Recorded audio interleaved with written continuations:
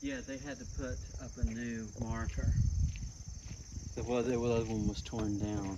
Really? Yeah. So this is it. This is the only indication that you have that there was a battle here. And the original sign was torn down and it had to be rebuilt. Vandalism, something that we've dealt with before. But just keeping up a little sign such as this has met resistance here in this area. So one day we hope to have a park. We hope to have tours. We hope to have people to be able to come here. That's not what we have right now.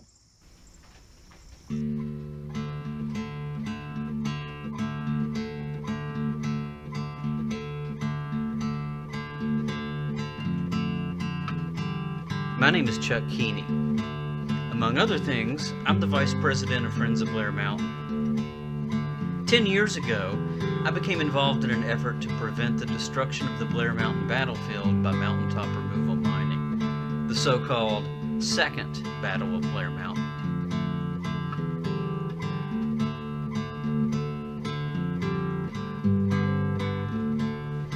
After a tough 8-year fight, we won, and now the Blair Mountain Battlefield is now back on the National Register of Historic Places.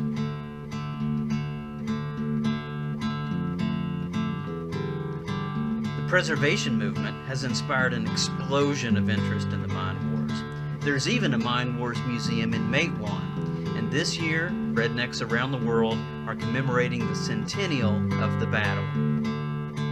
But that's not the end of the story. While many are looking back to 1921, I thought it a good idea to update everyone on the current status of the battlefield and what the future may hold for Blair Mountain.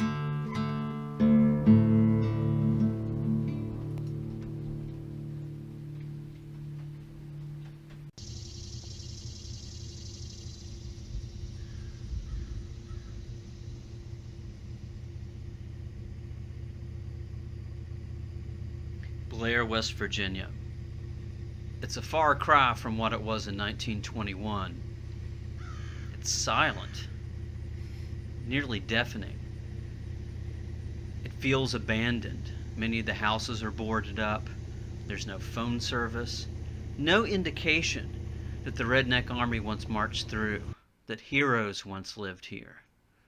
Heroes like John Wilburn, the preacher who said it was time to lay down my Bible and pick up my rifle.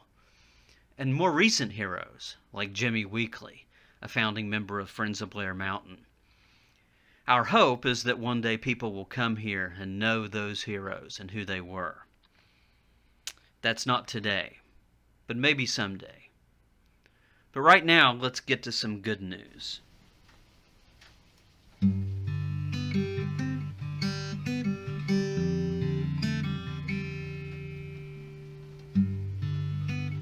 The battlefield itself is still almost entirely intact.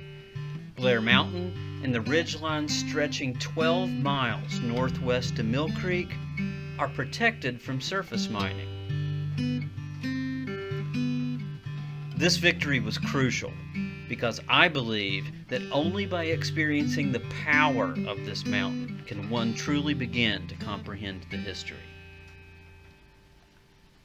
What would this have looked like in the middle of the battle? We have a few pictures of Blair Mountain during the when the federal government came in, and this is comparable to the forests. Well, what pictures I've seen, at least of Blair Mountain proper. We know there are entrenchments up behind me, up there.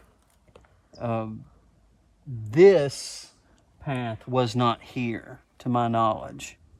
It was not here at the time. This was Great Depression. It's when the CCC put the path up here and the fire tower up top. So, but this was one of the places of the heaviest fighting. This whole area up through here,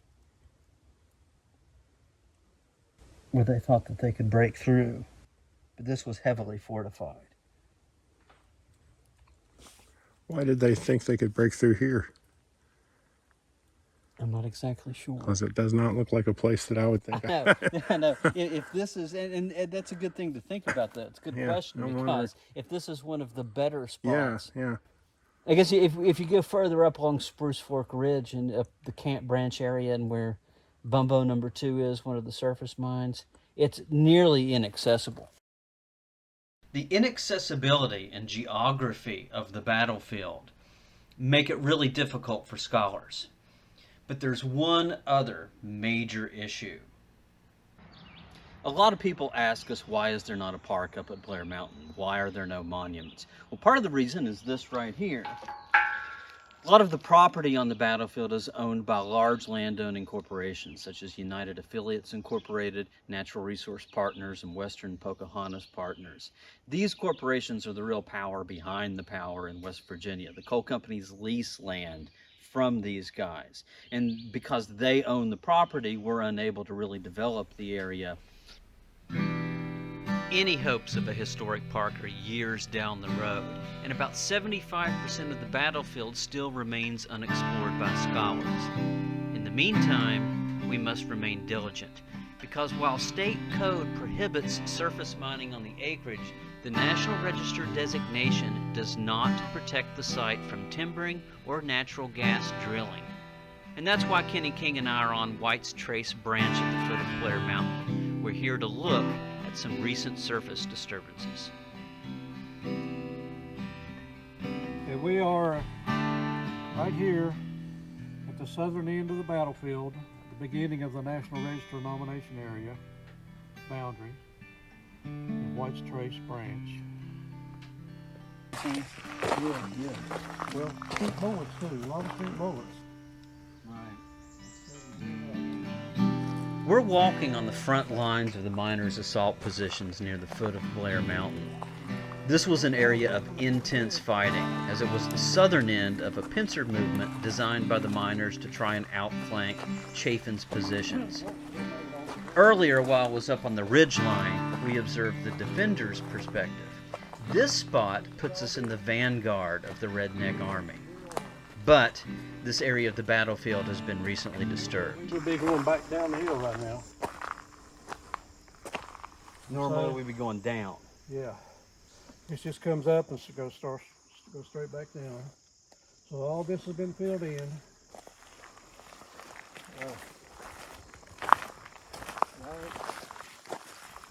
Why did they do this? I don't have a clue. I mean, I don't understand the point of it.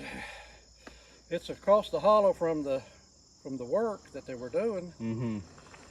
I mean, it's just excess dirt left over from the road work, brought all the way over here and dumped.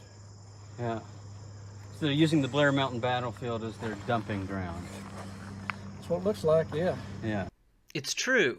In 2018, just after Blair was put back on the National Register, the landowners dumped a pile of dirt and debris on a hugely significant site. These actions destroyed dozens, if not hundreds, of artifacts, including 2 trenches that the miners used.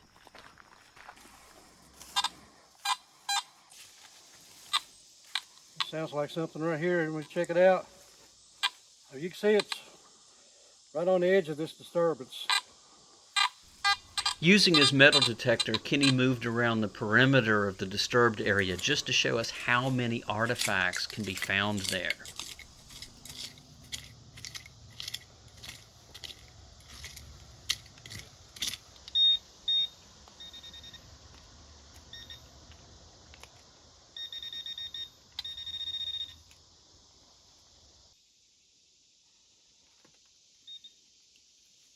Okay. So it looks to me like a 32 WCF maybe. I'll put it back. You always put them back, huh? Yeah. Well, I mean, if you don't, I mean, you lose the integrity of the battlefield. Nearly everywhere Keeney looks, he finds bullets around trees that miners used for cover as they were advancing up Blair Mountain.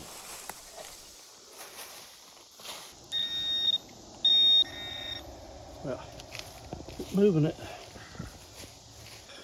Let me see here. Okay, that looks like a spent 30-06 bullet. Been flattened out. It's hit something. It's a full metal jacket, which is what they would have used. There's a lot of those in this area here. A lot of spent 30-06s. But you can see there's right on this edge of this disturbance, there are artifacts all throughout this area. So if this wasn't covered up, you could find them all the way down to the road here. Although the damage to this little area is extensive, one entrenchment did escape destruction. Keeney took us through the thick underbrush to show us where it still resides.